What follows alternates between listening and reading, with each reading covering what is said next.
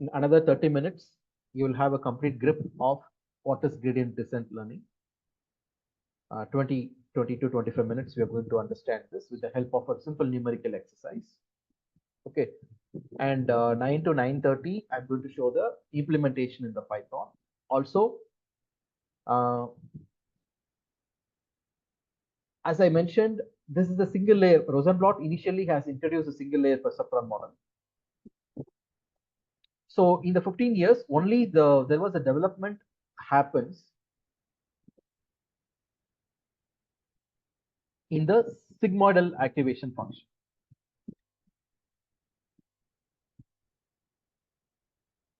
So until Widrow and Hoff, they proposed in 1960, they proposed a sigmoidal activation, logistic activation function. They were following only the hard limit activation function. So at the time when Rosenblatt proposed, there was not a soft limit activation function, but the learning rule here is updated. Okay. So the moment the soft limit activation function emerged, what is the changes in the equation? We'll be discussing in the next session. Okay. So our focus of today's session is to understand the basic rule. As the activation function changes, how the equation changes. As I introduce a new layer, how the logic has to be adapted for the hidden layer. All those things are simple adaptation. See, once you understand the core fundamentals, all these adaptations you can easily follow. So this session is going to give you the core foundation, and later on we are going to highlight what are all the changes that happen over a period of time, and accordingly how we need to adapt those logics. So assume when this idea is proposed by Rosenblatt, there was no logistic equation was there. So people have used only the net value. So based on the net value, they simply use a threshold based output, right? There's no continuous probability scores. Just above the net, above the particular threshold, this is the output. So if I try to map my input pattern x1 and x2 according to the net, what is mean by according to the net? Looking back to the earlier problem, what was the issue? Say for example 0 0 0 1 1 0 1 1. For the first three patterns, say for example we got 0 for this, 0.5 for this, 0.85 for this 1.45. Assume if I get these kind of net, okay, and now I can easily use this threshold.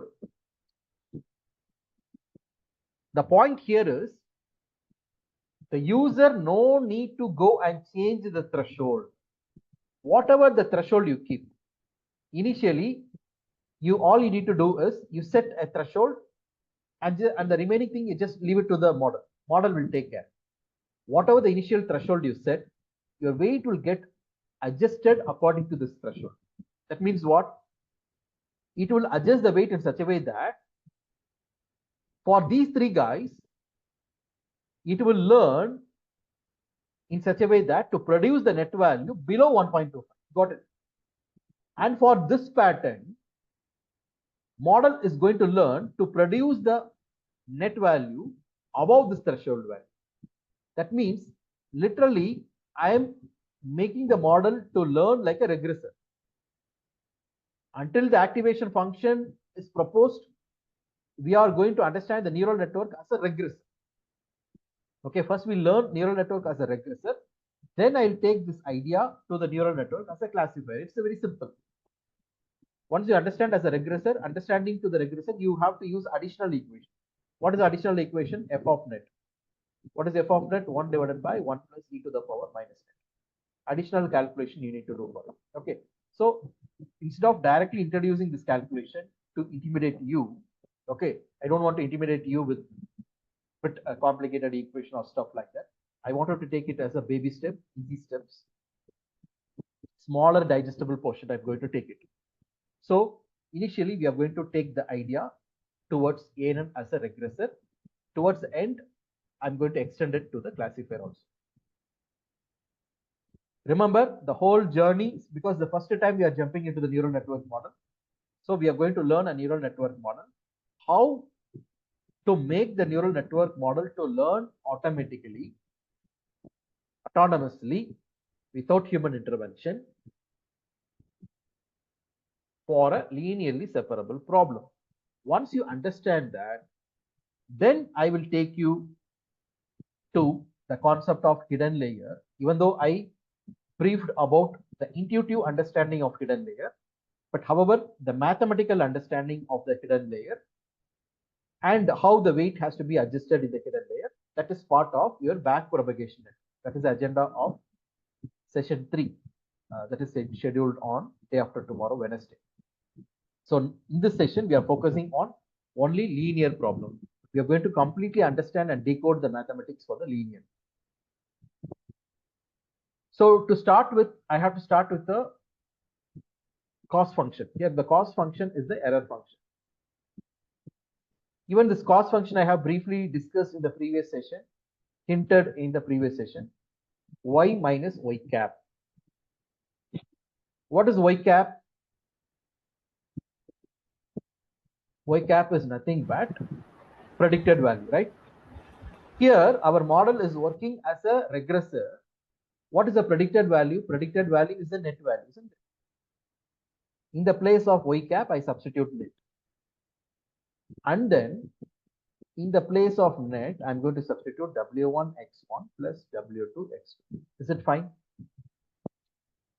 So, very simple substitution. There's no complication, but it's a squared error, right? So, I just put one whole brace and square. So, this is the error term. Do you remember in the previous session, I have given a general rule. Okay, the change in the weight. What is the purpose of this rule? The purpose of the gradient descent learning is to adjust the weight, right? To adjust the weight. So how weight has to adjust it? Weight has to adjust it to minimize the error, to push the error in the descending direction. Okay, so it's directly proportional to change in the error, means pushing the error in the descending direction, negative direction. So removing the proportionality, introduce the equal sign. So whenever I introduce the equal signs, I need to introduce a constant. This is called learning rate. So all we are supposed to calculate this guy. Okay, this portion is called as change in error. Mathematically, people call this in simple language. This is change in error. Okay, in calculus language, this is called as error gradient, because gradient term means it's a change. What is the expected change in the error? Okay. So how do we calculate this mathematically? The change in error is dou E by dou W. How much change in the weight is required? Okay. So the whole term is going to give the proportion, the overall proportion to adjust W1 or to adjust W2. So this value we need to calculate separately. So if at all, if I wanted to calculate how much modification is required to change W1, so this term is called as delta W1. So you are in the process of calculating error gradient for W1. So this is the error gradient, delta E error gradient for W1. So here in the equation, you should put W1. That means you are going to do the partial differentiation of this error function with respect to W1.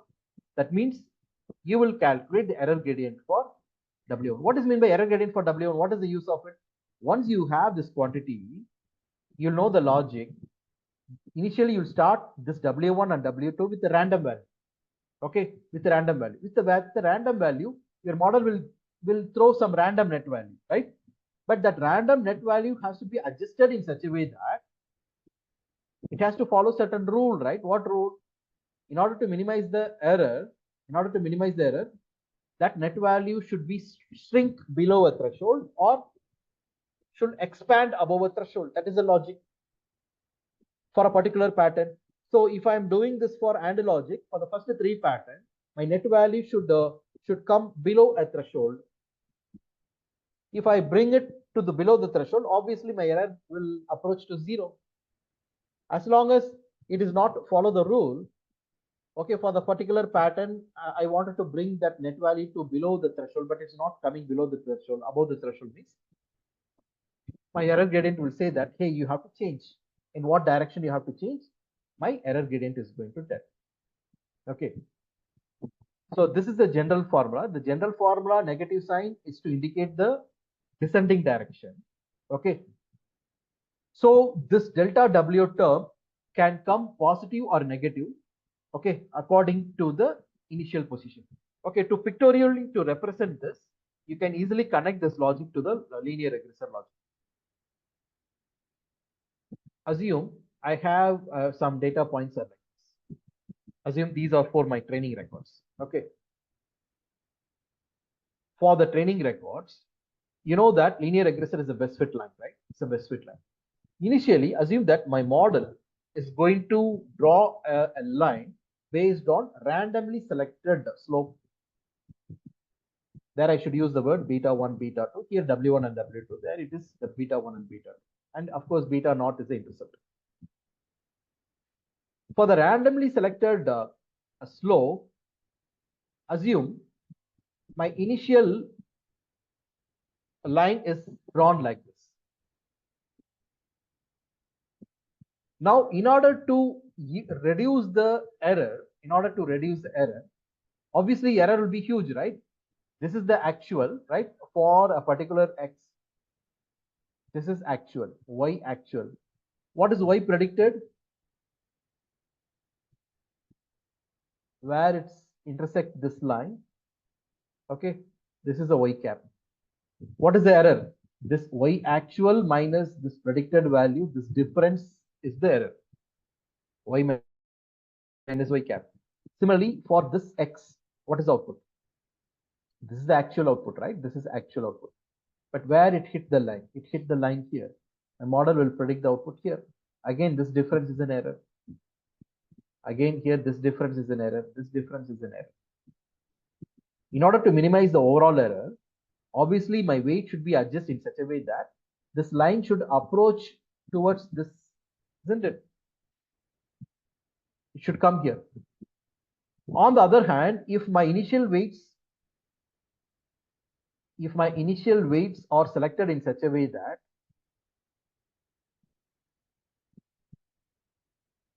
my initial lines, assume this time my initial line is somewhere here.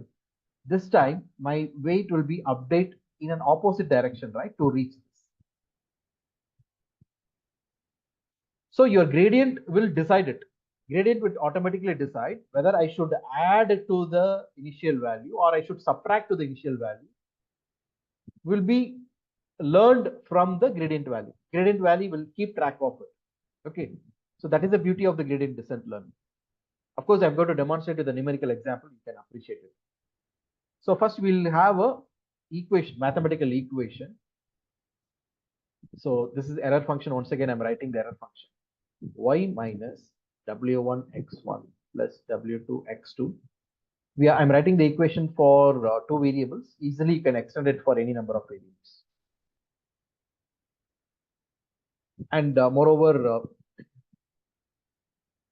this is without bias, but Rosenblatt has introduced the bias. So let me introduce the bias factor also.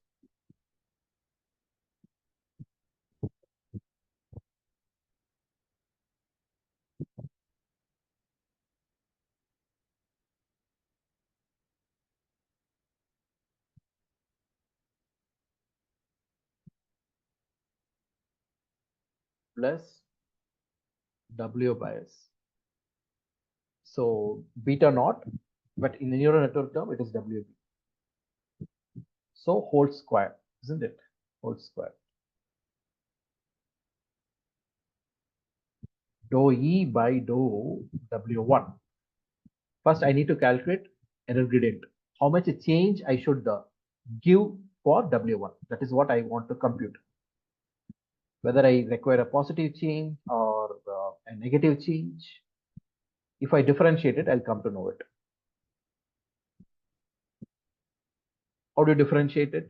Bring the power in front, 2 times of write the equation as it is first. W1 x1, W2 x2 plus WB. Reduce the power by 1 and apply the chain rule to this term. Everything is in the product. Since your derivative with respect to W1, okay, y is a constant, so 0 minus W1 with respect to W1 is a variable, so x1 is a constant, should be treated as a constant. If it is a 5x means how do you differentiate? We get 5, right? 5 is a constant, x is a variable.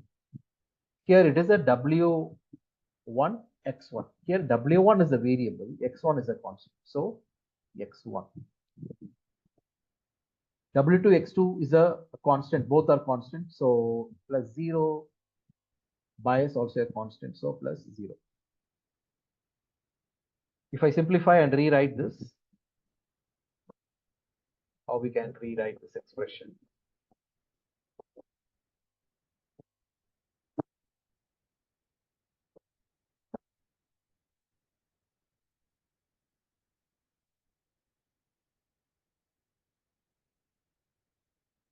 Two times y minus the whole term is nothing but what? Y cap only, isn't it? Y minus y cap times minus x1, right? Minus x1 is in the product. So shall I take this minus sign in front? Minus 2 times of y minus y cap. So what is this term is called as the error gradient. This is the error gradient to adjust W1. Okay. Suppose let us assume that you have randomly selected W1 as say for example 0.5. What happened to the x1? I mean, you have forgotten to write x1. Yeah, sorry. Let us assume initially you have randomly selected 0.5. How the gradient descent rule is going to update this W1 as for the randomly selected W1. Let us assume your y is something you wanted to achieve 5.6, but your predicted value is somewhere below 5.6, say for example 5.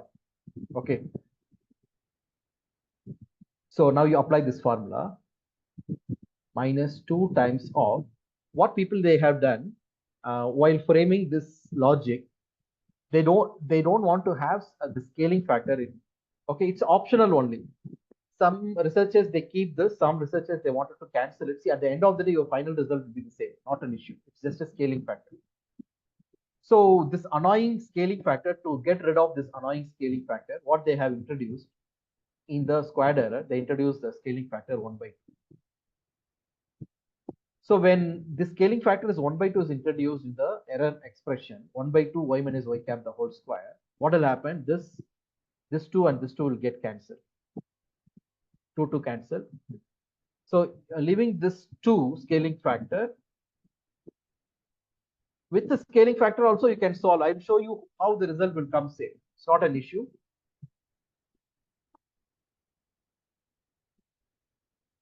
Now what is the error gradient for this? Minus of. This minus of is, it's actually in the equation. When we do the derivative, we got this minus sign because of this derivative factor, minus of.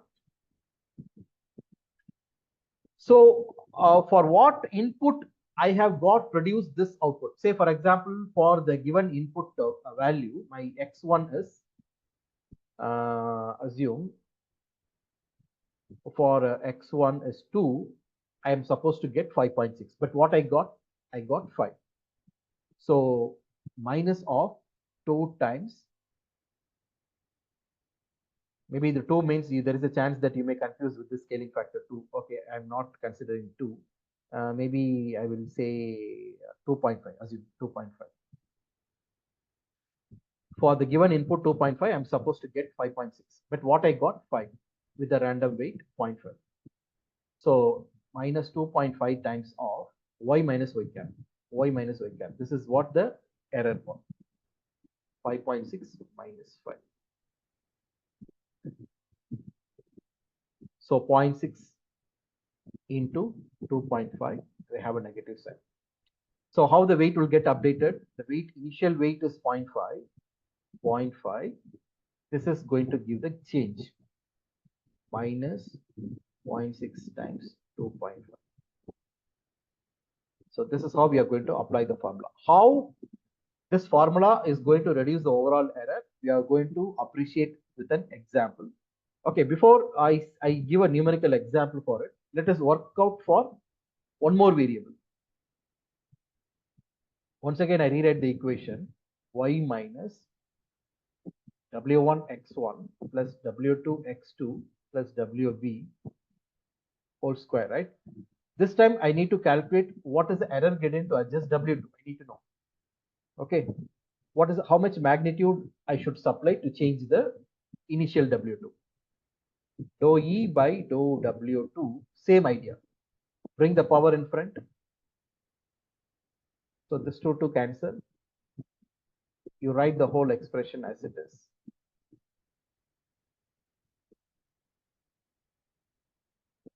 Power 1. Apply the chain rule. 0 minus. This time this is a constant, so 0. This time we are going to differentiate with respect to w2. So x2 alone will be there, and this also 0. So the same expression minus of y minus y cap times x2. It's a simple logic, isn't it? So whenever you calculate error gradient for W2, your scaling factor will x2 variable will come.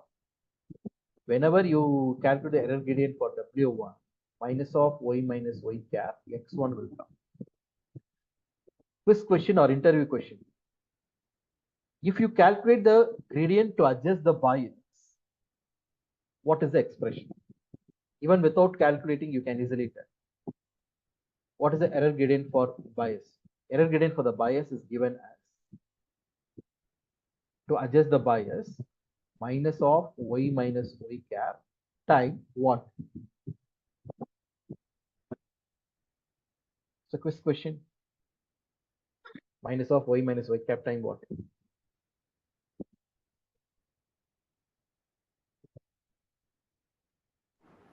One. Very good. So y1, because bias is independent of variable. Okay, bias is independent of the variable. So there is no scaling factor for the bias. So it is 1 time. So now I'll tell you the importance of the bias. Because the Rosenblatt, one of the advantages, Rosenblatt has introduced the bias.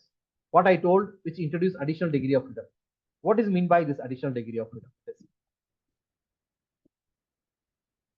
I was giving this example, isn't it?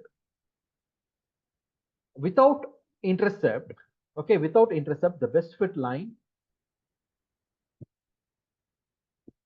is passing compulsory. You are forcing the model to pass onto the origin. Pass onto the origin.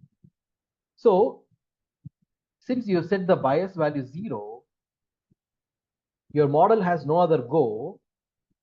Your y cap predict is equivalent to w1 x1.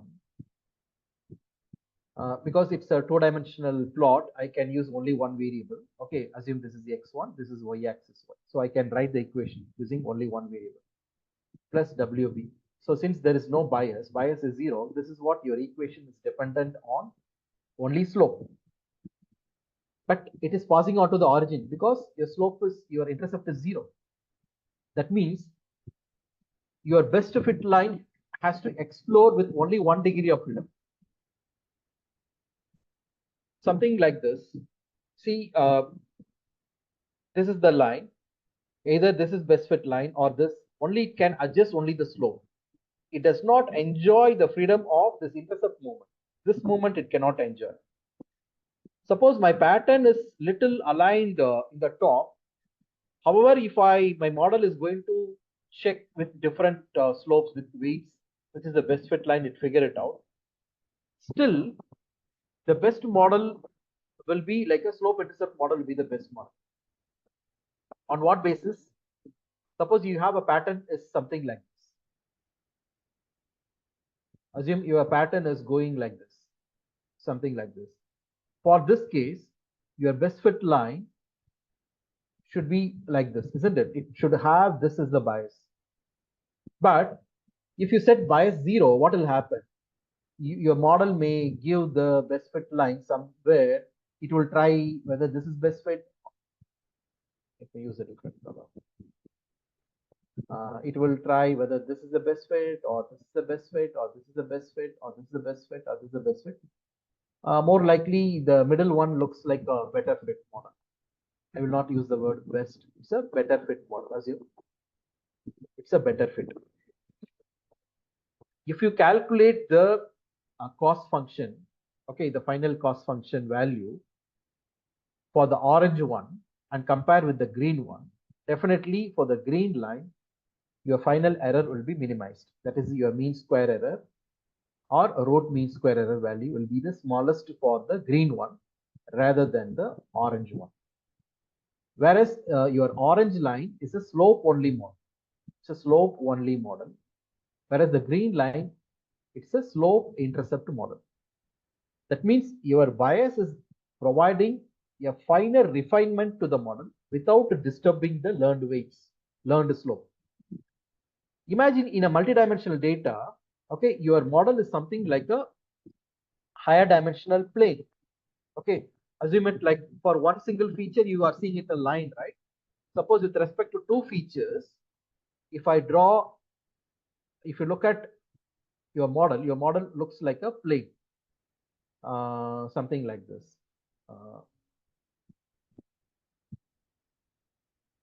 X1, X2, now this is vertical axis. Okay, and how you can visualize your model instead of line, now you could see it like a plane. You could see it like a plane. So a few data points will be like slightly above the plane. Okay, slightly above the plane. Few data points will be slightly below the plane. Maybe few points may be lying exactly on the plane.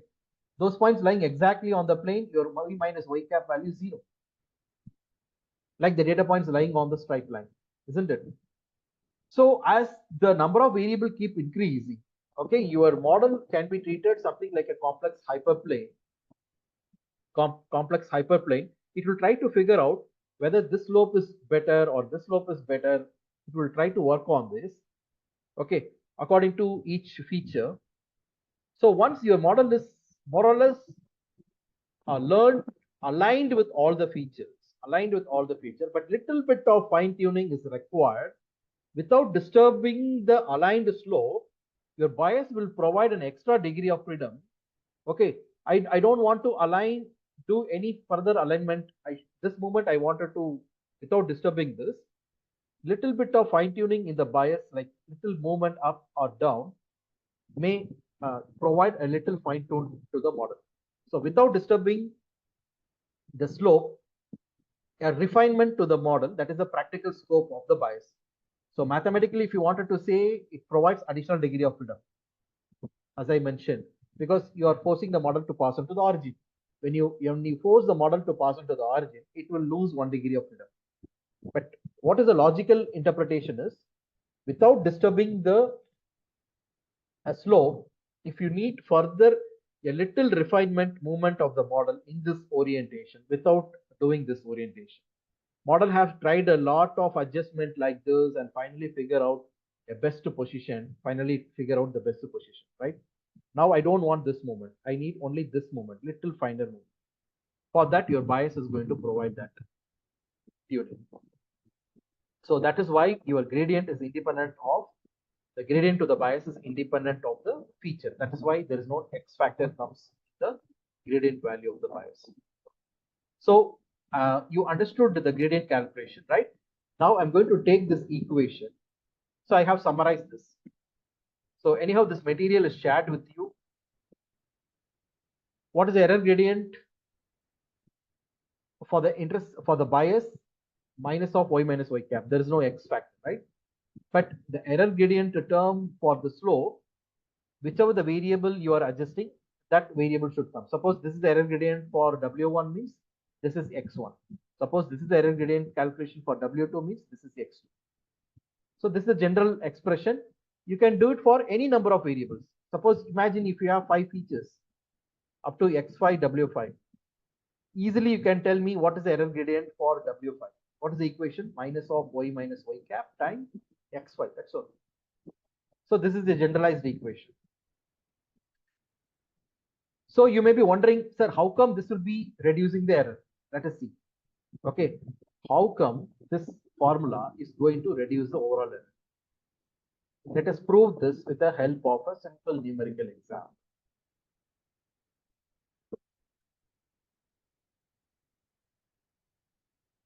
So to understand the mathematics, okay, to make it simple, because we are going to do a hand-over calculation, and I'm not going to use the computers for this. So since we are going to do the hand-over calculation, I wanted to make it simple. I just use only one variable. Okay, only one variable. Assume this is something like a net value. I wanted to tune these inputs to the net. Okay, that is an objective. When x is 2, my model should throw the output 5. When x is 5, my model should throw the output 12. When x is 7, my model should learn the output 15. Right? Now to start with, don't worry about the notation, right? Because this material is a two-in-one material. You can adapt it for linear regressor and logistic regressor. Also, you can adapt it for the neural network without hidden layer. So that is why I make it as a general notation, as a statistical model notations. However, you can use your neural network notation. Beta naught WB is 1. And since I have only one feature, let me call this is W1. My initial weight is 3. I have started with some random weights 1 and 3. Okay. Now I wanted to see for the randomly selected value, what my model is going to throw the output. What is my equation now? 1 plus 3x is my equation, isn't it? 1 plus 3x. First, I plug in 2 in the equation. When you plug in 2 in the equation, 2 3s are 6, 6 plus 1 7, right? Then I plug in 5 in the equation, 15 plus 1 16. Then I plug in 7 in the equation, 21 plus 1 22. So I have got this. Because it's being selected randomly. There is no logic behind selecting this. Maybe you can do as a homework task. I will give you once I finish this calculation, I tell you. It won't take more than 15 minutes. You start with a different initialization, but your final result will be the same. That is the beauty. Okay, even though you start with a different initialization, something like I told you, right? Suppose this is the data point. If you start from here, suppose you start from here, finally you land up at the best. This is the best fit line. You land somewhere here. On the other hand, if you start from here also, you will land here. It doesn't matter which is your starting point. Irrespective of your starting point, you will always reach the optimal and the best spot. So for this initialization, I have got this output. Now I need to calculate the error gradient. We know the formula, right? What is the error gradient? This is the error gradient for delta WB. This is the error gradient for delta W1. We know this expression. We know the derivation, how we got minus of y minus y cap. This is minus of y minus y cap times x. Now y is available, y cap also available. 5 minus 7, 5 minus 7 minus 2. Minus of minus 2, it becomes plus 2. Okay. 12 minus 16 minus 4. Minus of minus 4 plus 4. Then 15 minus 22 minus 7. Minus of minus 7 plus 7. Now I calculate the total error gradient to adjust the bias. 13. Similarly, what is the total error gradient to adjust W1? Additionally, you have to scale with x. So 2 into 2, 4. 4 into 5, 20. 7 into 7, 49. So this is the total error gradient to adjust W1. So using this 13 and 73, let us see how we are going to adjust. What is our general formula? Our general formula, W1 new equivalent to W1 old or initial. Why I'm using the word old means because you are not going to do just one iteration. Okay, you have to repeat the process for second iteration, third iteration, fourth iteration. Assuming that you are currently doing a fifth iteration means What is the fourth iteration value? That is why I'm calling as a previous iteration. Okay, you can call it as a old or a previous value, previous iteration value. Old minus eta time of error gradient delta W1. You may ask a question, sir, why this minus? This minus is because this minus came from your original relationship. What is the original relationship? Change in the weight is directly proportional to descending direction of the error. Change in the weight is directly proportional to descending direction of the error. So this one, introducing the equality sign,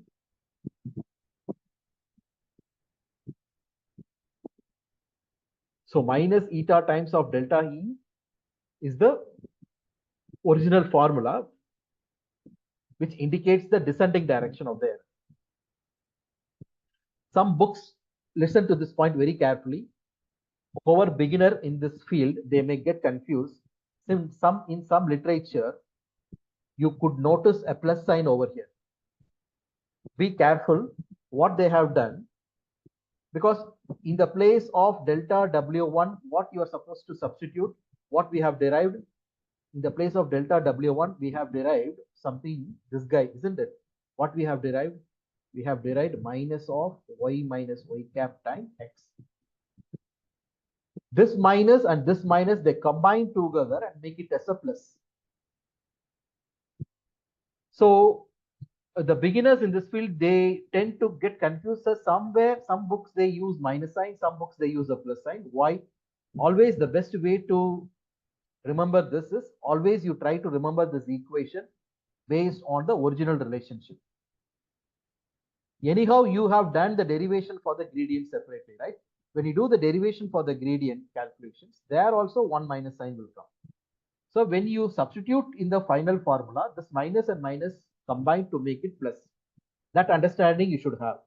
Straight away, if I write plus means you may not comprehend why that plus came. And moreover, remember, when I substitute this equation, minus of y minus y cap, this minus already be substituted over here. Okay, this minus already we have substituted. So when I take this final score 30, okay, how I should take, what is the initial W1 we have taken? Initial W1 is 3, right? So 3 minus, I have, for this calculation, I have taken the learning rate 0.01. After finishing this understanding, we'll talk about learning rate. What is the scope of learning rate as a separate discussion. Assume for this calculation, I have taken 0.01 time. What I need to substitute? This gradient. This gradient, the total gradient we have calculated, which is 73. See, remember, to adjust W1, I should substitute this. To adjust the bias, I should substitute 30. Got it? So I should substitute 73 over here. So 3 minus 0.01 times 70. Similarly, to adjust the bias, what is the substitution? How the substitution goes on? The substitution should goes on like this.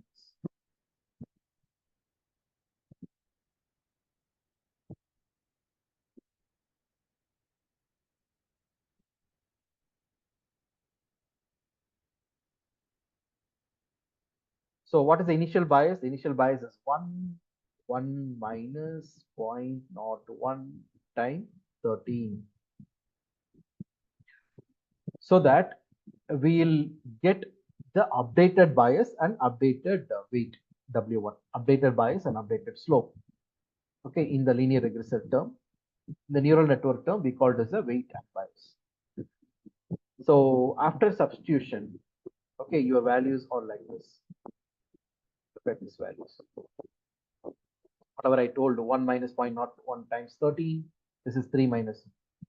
That means your gradient descent is changing the value, whatever the initial value, it is trying to minimize it, isn't it? It's trying to minimize it. Okay, how come this adjustment is, it's a good adjustment or a bad adjustment? We need to make sure, isn't it? How can we validate this? To validate this, okay, I'm going to Once again, predict the output based on the updated weight and bias. Now, what is your equation this time? This time, your equation goes like this: 0.87 plus 2.27 times x. Earlier, randomly, I started with 1 plus 3 times of x, isn't it? When you started with 1 plus 3 times of x, when you supply x is 2, what is the score model produced? Output 7. But what is the actual? Actual is 5, but model produced 7 earlier. With one iteration itself, the beauty of this gradient descent is, with just one iteration itself, look at the value is approaching towards the actual. Earlier it was very far away. The actual is 5, but model produced output 7. Now it is coming closer to the actual, 5.4. Earlier, what was the second output? Earlier, second output was supposed to produce 12, actual is 12, but model produced 16, very far away. Can you notice now it is approaching towards 12? The difference is getting reduced. That means your overall error also getting reduced. Earlier for the third input, the actual is 15. Okay, actual is 15, but earlier your model produced 22, very far away from 15. Now it is approaching towards 15. So before proceed with this iteration, earlier I have also calculated what is the total error. Along with the gradient, I also calculate what is the sum of the squared error. What is the sum of the squared error? We have defined 1 by 2 minus of, y minus y cap the whole square. This is the SSE, right? Sum of the squared error. Your y is 5, your y cap is 7. So 5 minus 7 minus 2 the whole square, 4. 4 divided by 2, 2. For the second record, 12 minus 16 minus 4 square, 16, 16 by 2, 8. Third record, 15 minus 22 minus 7 square, 49, 49 by 2, 24.5. And I compute the total error. What is the total error contributed? 34.5. See, your gradient, this error function is a squared function.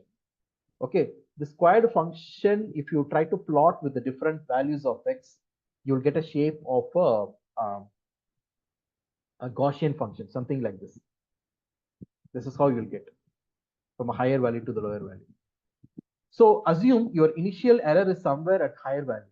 For randomly selected, your total error is somewhere here, 34.5. Your gradient descent, try to minimize this error, right? After adjusting the slope and intercept, now let us rework on this calculation. On the next slide, you can notice, if we rework on the total error, because this is the updated slope, right? Now this is the predicted value, right? With this predicted value, if you calculate the SSE now, look at the total SSE from 34.5, there is a drastic reduction. Your error has reduced to 1.6562. That means we are moving in a right direction because overall your error is reducing. Initially it was 34.5, very big. Now it is reduced to 1.6562. Once again, what is the error gradient to adjust the bias? What is the error gradient to adjust the slope? We calculate. We got 2.39. Earlier we have got 13 for this. For this guy we got 73, isn't it? There is a quiz question over here, or interview question. Can you try to reason? Earlier this score was 13. Now this guy reduced it to 2.39. Earlier this score, the total error gradient was 73. Now it got reduced to 14.24. Of course, you know the mathematical meaning of error gradient. How do we calculate the error gradient? Can you tell me the logical meaning of error gradient? How do you look at the error gradient? Why the error gradient is reduced after one update, 2.39? The 73 got reduced to 4.25. What it is indirectly telling something. What is that? So in gradient descent, our objective is always used to reach the global minima. Correct. So yeah, the reduction in values indicate that we are reaching towards that point. Very good, excellent. We are nearing the destination.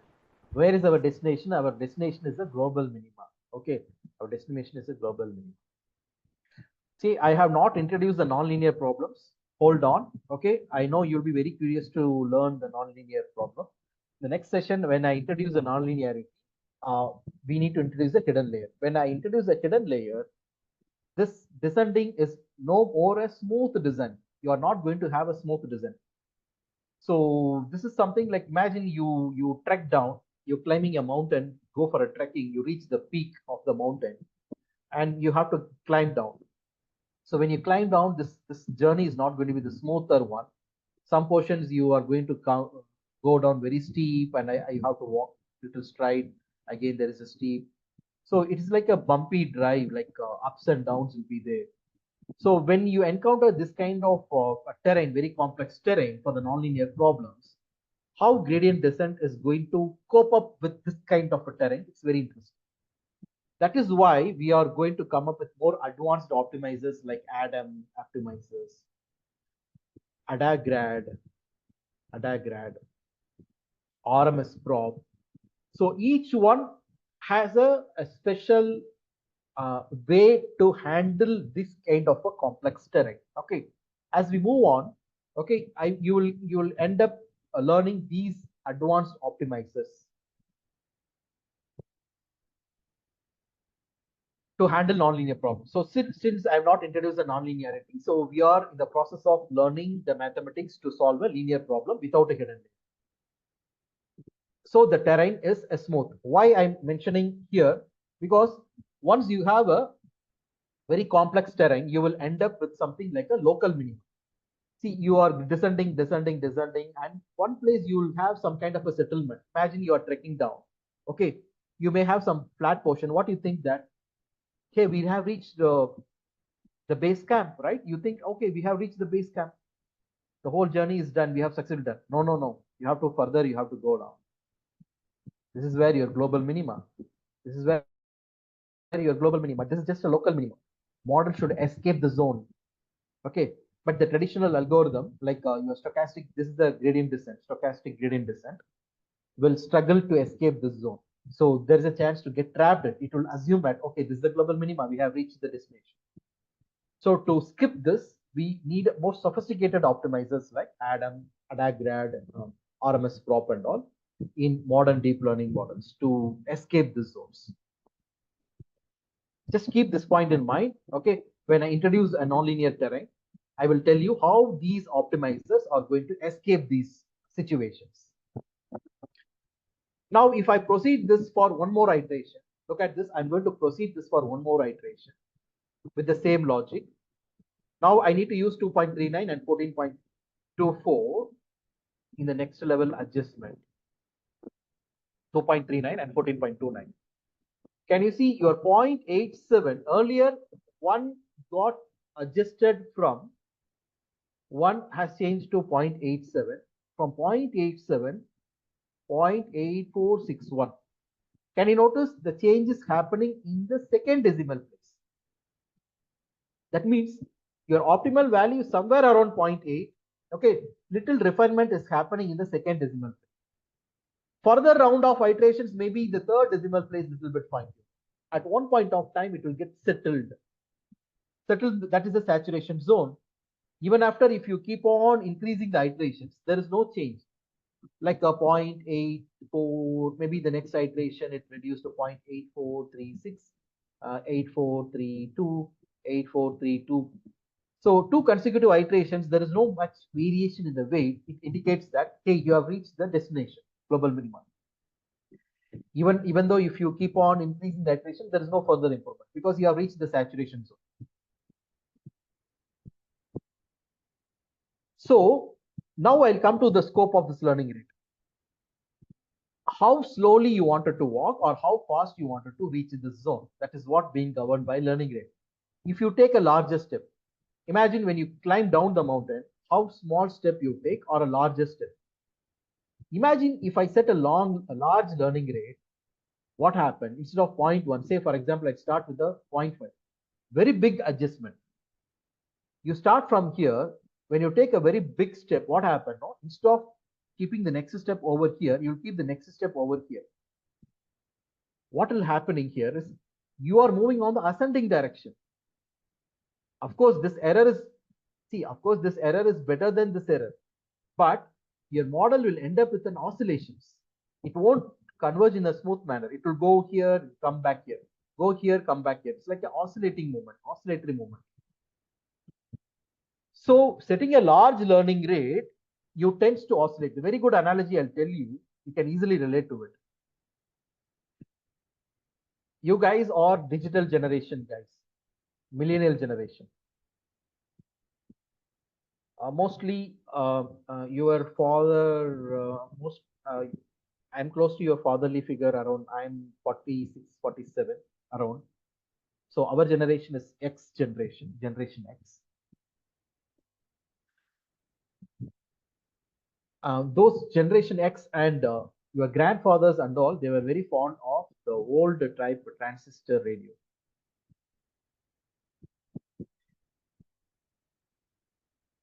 This analog transistors. Nowadays, of course, you have a digital FMs and all. For the tuning, it's a digital scan happen, right? But those days, if you happen to adjust and tune this, the old type transistors, hope you noticed there is one big knob, another one is a small knob. Suppose I wanted to tune to a particular station. This is the station I wanted to tune. This is the station. Okay, my needle is at somewhere at a random location. Say, for example, this is my initial location. I have to adjust this knob so that this needle will be approaching to the station, right? When you make this is like a coarse movement. This is a finer movement, fine movement. If you adjust this knob very fast, like a learning rate, if you set a very high learning rate, what will happen? This needle will shift.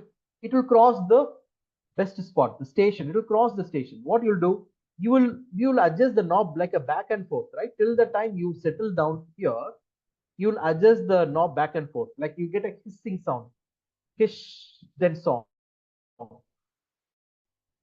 Again, hiss, noise, and song. So the moment you try to close to the destination, you're approaching to the destination. After you have spent a lot of iterations, there is a concept called adaptive learning rate is being followed in nonlinear models. When we take this idea towards the hidden layers, we have something called adaptive learning rate. This adaptive learning rate, what happens now? After certain iterations, it will slow down the learning rate.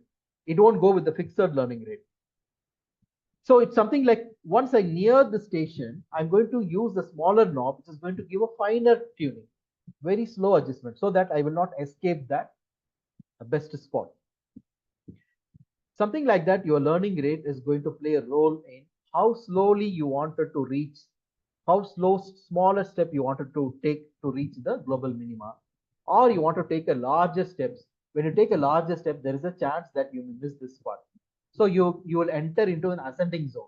Again, your model will say that give your opposite direction gradient, it will calculate and it will try to change the value to the opposite direction. So again, you will shift here. Again, you will shift here. Again, you will shift here. It will oscillate. At the same time, choosing a very small learning rate like 0.0001 and all, it will take a huge number of iteration, lakhs of iteration to reach this. So always it's a good practice, neither too small, too large. Okay, the optimal value to play around your learning rate, maybe you can start with 0.01, reach up to 0.1, and the worst case, okay, you can play around somewhere 0.5. Okay, it's not advisable to cross 0.5. So around these zones, you can do the hyperparameter tuning. Most of the situations, I prefer when you come with the TensorFlow and Keras. Okay, most of the time the default learning rate itself do a good job for your nonlinear problems. There are very rare situations that you may require to manually tune these and all. Okay, so when we enter into this TensorFlow Keras framework, at the time we'll explore. Okay, go with the default learning rate, or if you set your own learning rate, how things are changing. All those things we'll experiment and we'll see. So now initially you have started with very high error somewhere at 34.5, right? After the first iterations, you have reduced this to 1.65, isn't it? 1.65.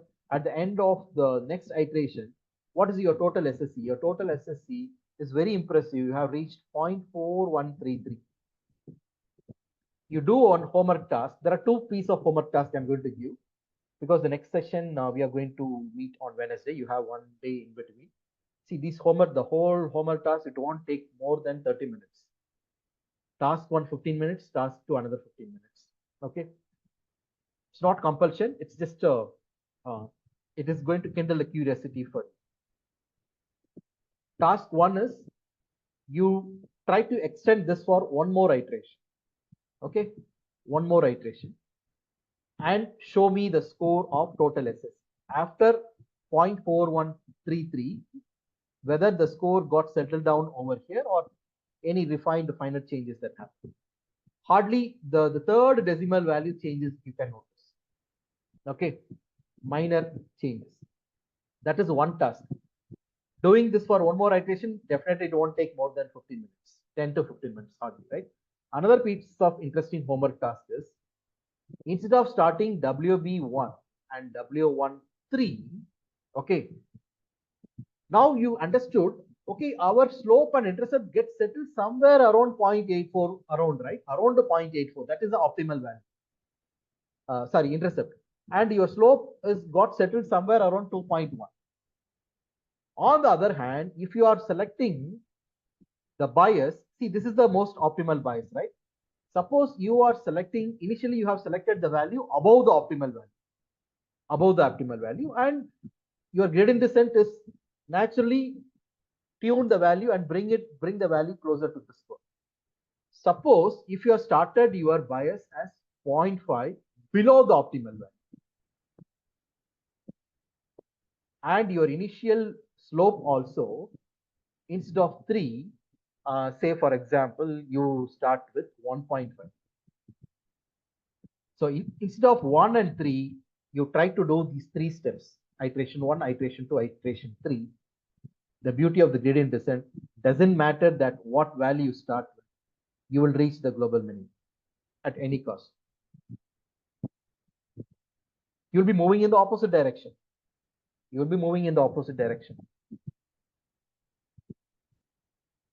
All these values, right? All these values, initially your model has over predicted, right? Now it is going to under predict.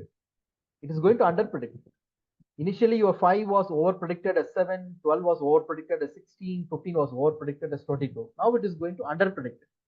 When it's going to under predict it, automatically your gradient, this time it is going to give a opposite direction values. So it is going to push the value in opposite direction. So this value you will get, the total you will get minus. So this minus of minus will become a plus. So initially it start with 0.5, gradually it will increase to 0.6, 0.7, around 0.8 will get settled, around 0.84 around you get settled down.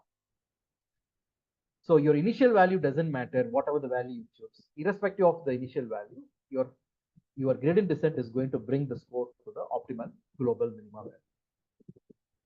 So the two pieces of homework: for the existing value, please do one more iteration. Second piece of the homework task is, you have please redo this process with the initial value WB 0.5 and W1 1.5. Please do this and show the answer on Wednesday evening when we discuss session at the beginning of the session. Okay, you will find it very interesting.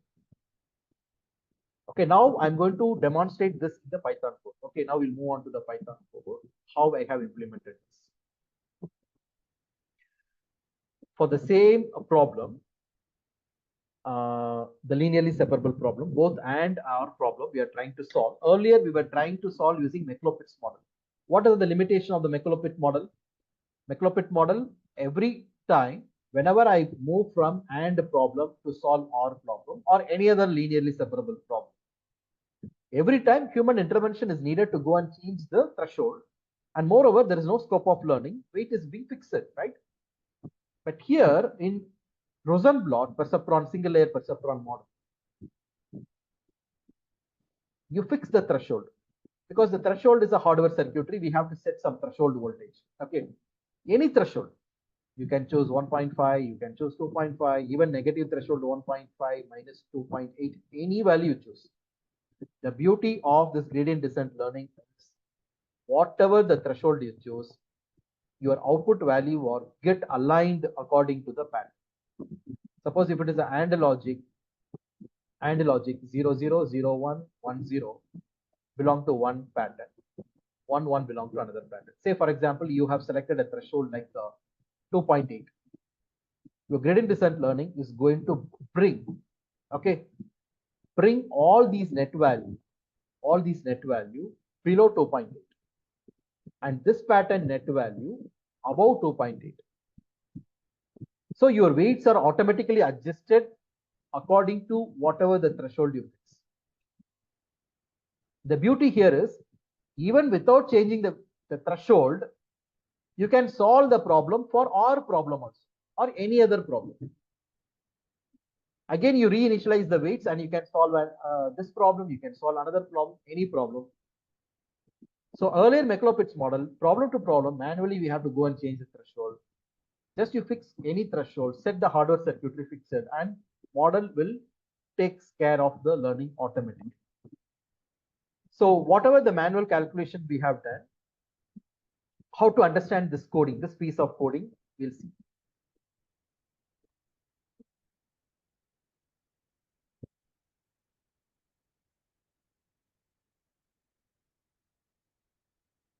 See, always when these development happens, not only this, even modern day developments, always there is a two sides in research and development.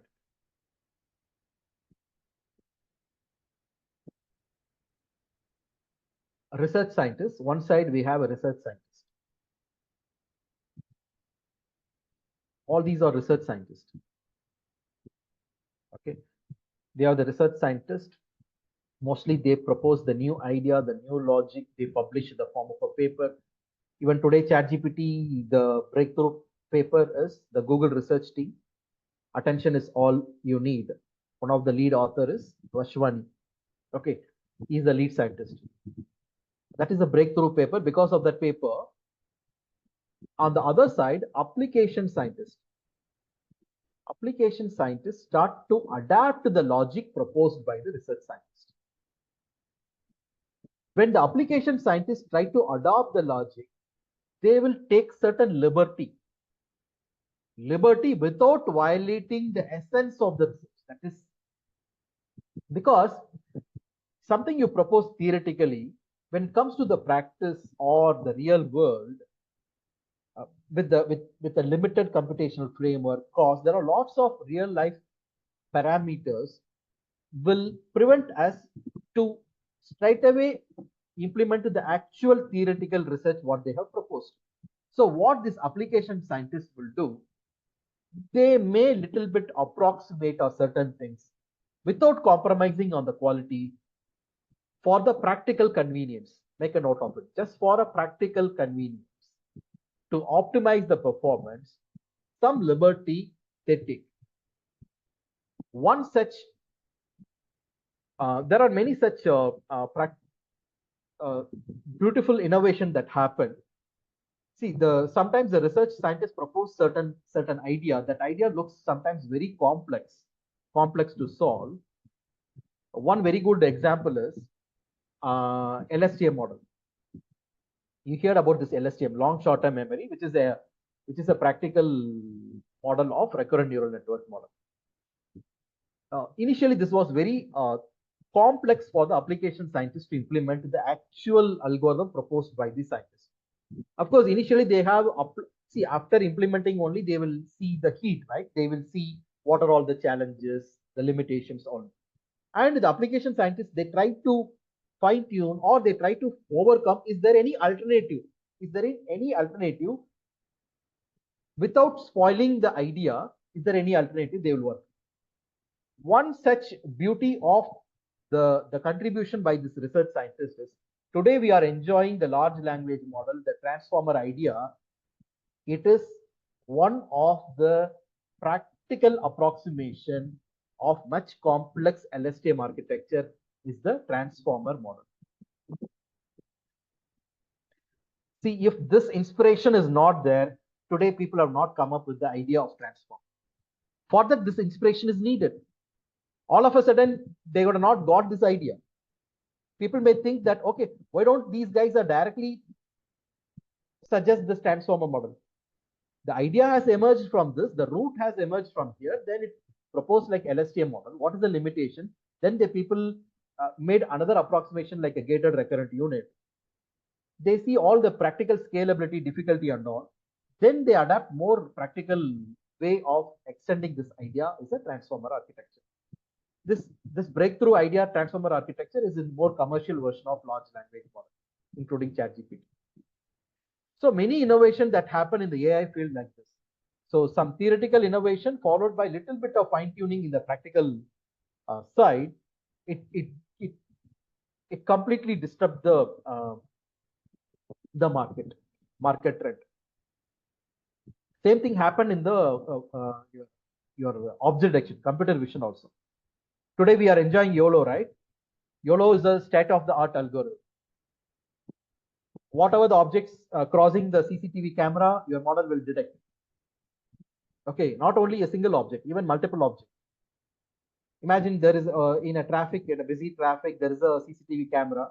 If there is a car is passing, the model will say there is a car, there is a pedestrian, there is a truck, there is a two-wheeler, there is a cyclist. Any example you can consider.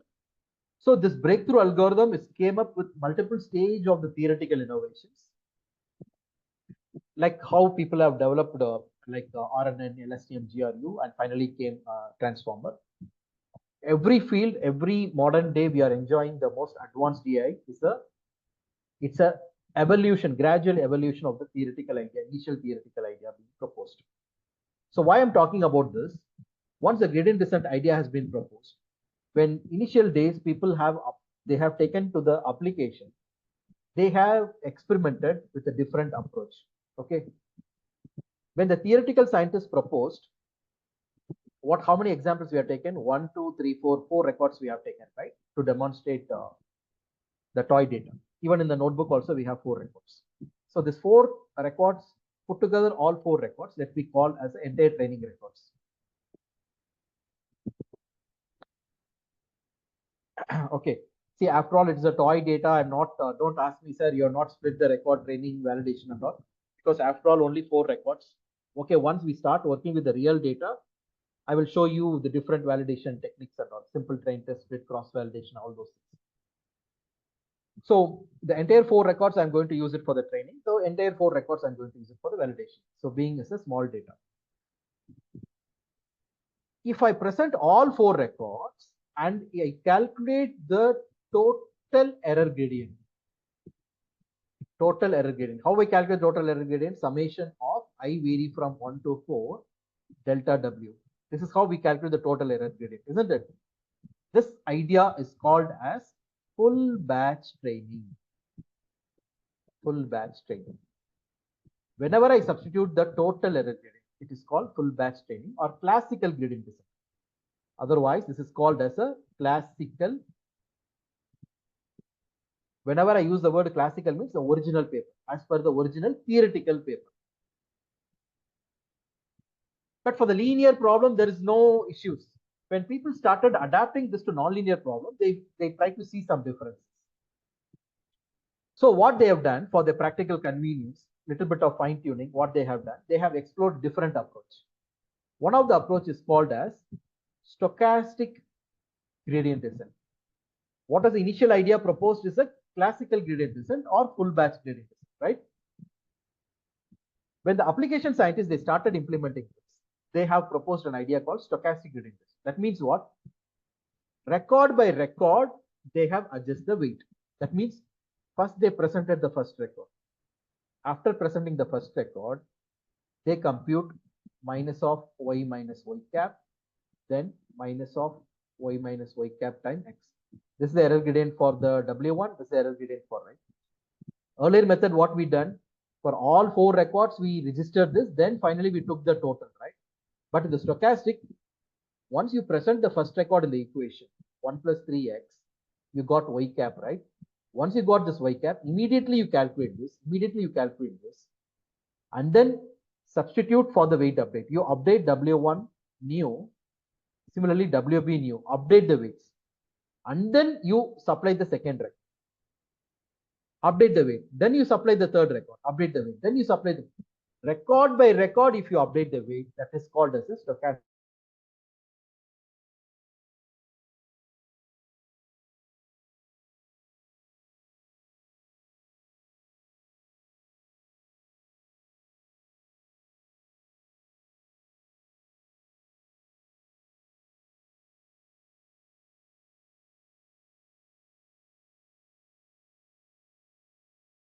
Later on, I'll tell you in the next session what difference they notice and why they have followed the mini batch training.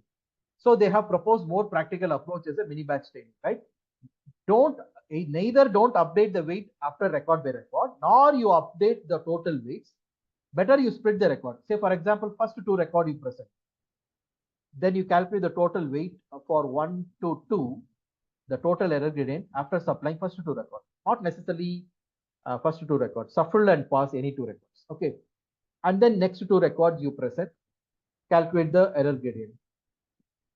So for every two records, suppose if you have 100 records, every 10 records you calculate the error gradient and then update the weight. Next 10 records you calculate error gradient and update. This is called mini batch training.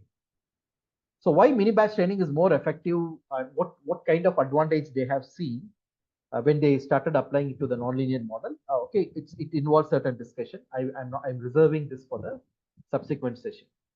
Otherwise, we will too much diversify here. So whatever the coding I have written over here is one of the flavor. Okay. However, you can write it any variations out of these three variations. Any variation you can write. At the end of the day, your final result will be the same. Okay. Whatever the variations you are going to implement. So of course, the two variations I have demonstrated over here. One is the full batch gradient descent. Here it's a stochastic gradient descent. Stochastic gradient descent, before I run the code and show the result to you, if you look at the presentation file, in the presentation file, the last slide here, last slide of this piece of portion, I have demonstrated how record by record update has been done for the same exercise I have demonstrated. Initially, we start with the same initial weights and bias, isn't it? I present the first record in the equation 1 plus 3x. I got y cap. I got the error gradient. Can you notice this 2 directly substitute, this 4 I directly substitute. Earlier, what we have done, these values I am recording, we take the total, right? Total we add up and then we substitute, then only it's considered as one weight update. But first record you present, immediately update the weight. Second record you present, immediately update the weight. Third record, immediately update. Once you presented all training record, this is equal to one iteration. In full batch training, what happened? First record you present, second record you present, third record you present. So you did this calculation individually. You took the total, right? Total. So that is called one iteration.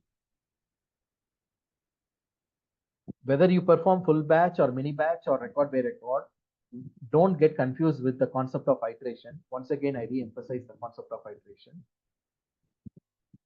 The iteration and epoch both are same. So many people tend to confuse between epoch, iterations, all are same. It is just a naming convention. You can call it as an iteration or you can call it as an epoch.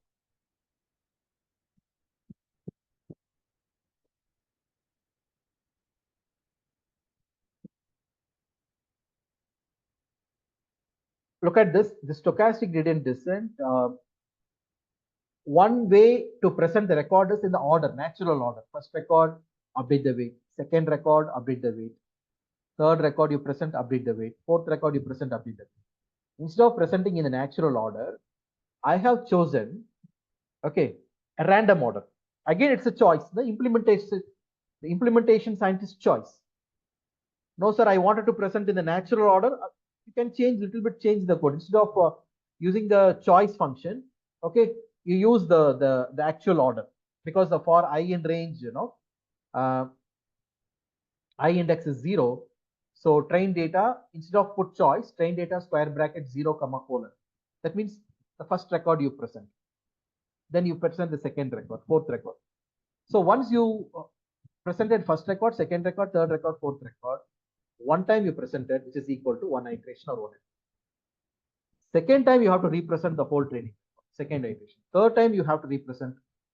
So whichever the order you present and calculate gradient doesn't matter. Once you presented all 4 records, that involves one epoch. In full batch, how do we present? First record, second record, third record, fourth record. Then we calculate the total gradient, right? Total. This total is for 1 to 4. Once you presented all 4, you calculate the total and you update the weights. Update weight, which is equal to iteration 1. Once again, you present 1, 2, 3, 4, calculate the total, update the weight. That is the second portion of the loop is doing it.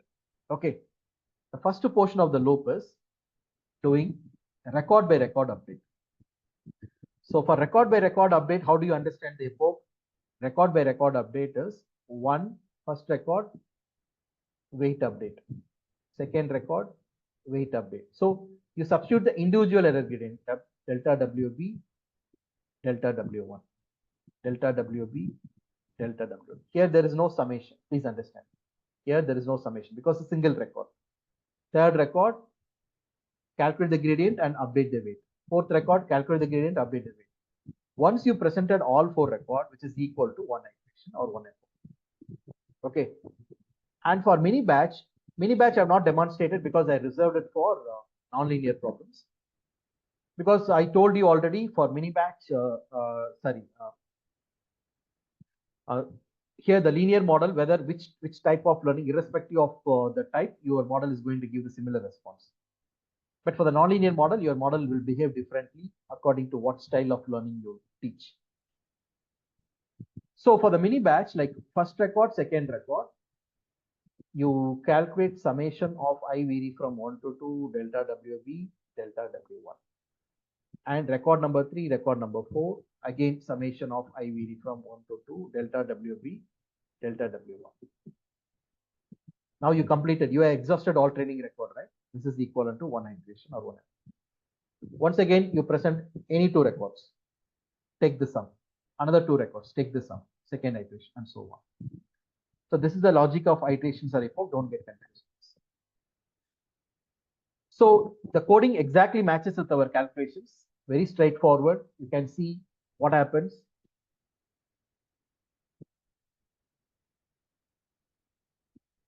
Random, I'm taking a random choice. Randomly, I pick one training record.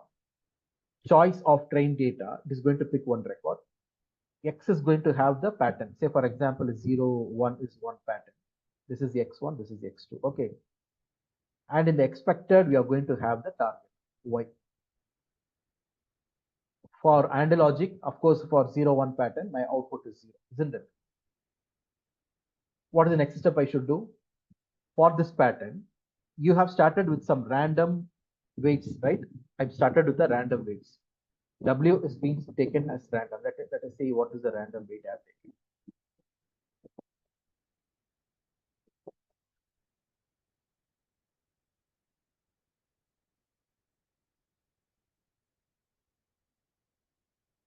I told you, right? You can start with any threshold. So you can choose any threshold, 1.5 or 2.5, any positive or negative value. At the end of the day, your iterations will bring the final score same. So I have defined an activation function with some random threshold, 0, 0. Okay. Unlike the earlier definition, can you notice one more extra input? What is the reason for this one more extra input? This is the input to the bias, isn't it? Because here this single layer perceptron model uses the bias also. Earlier we have got only X1 and X2, X1, X2, but here we have got input to the bias. You may ask, sir, why the input to the bias is required?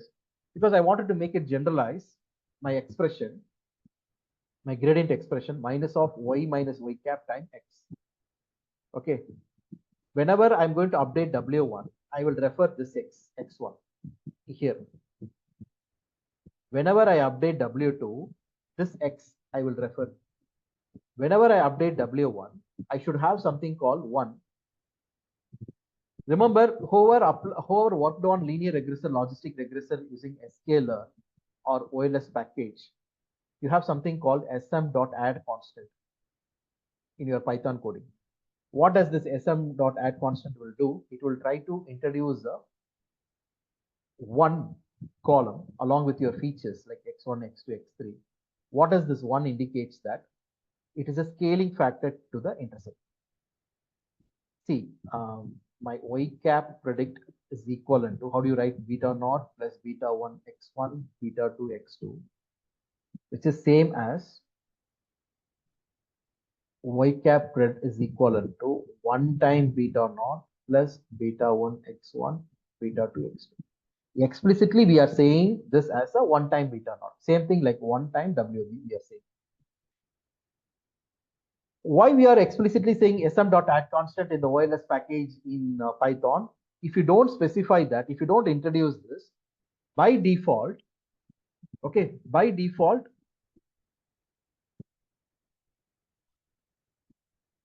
yeah, sure. Another 2 minutes, I'm also going to wrap up. By default, your OLS package will construct slope only model. Okay, if you wanted to create slope intercept model, you have to introduce this. So for my programming convenience, I have introduced this one so that in the gradient calculation, I will use one whenever I calculate the gradient for the bias. So that is why along with x1 and x2, I'm introducing one also.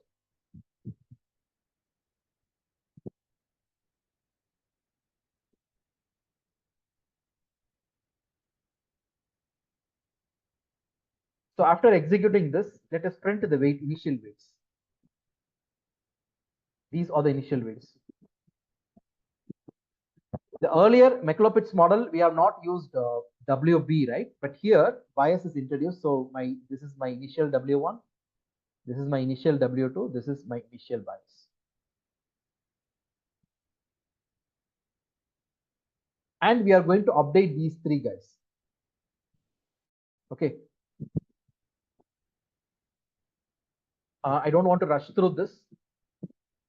How the remaining lines, the remaining portion of the lines are trying to update W1, W2, W3. You just navigate this portion. At the same time, what way this piece of code is different from this piece of code, just try to comprehend. Can you notice I have used one more inner for loop? That means what? Here, individual error gradient. After calculating the individual error gradient, immediately I update them. But to calculate the total, once I present all 4 records, for every 4 records, I calculate the total sum of the error gradient and then I update the weights. So that way, this piece of coding is different from this piece.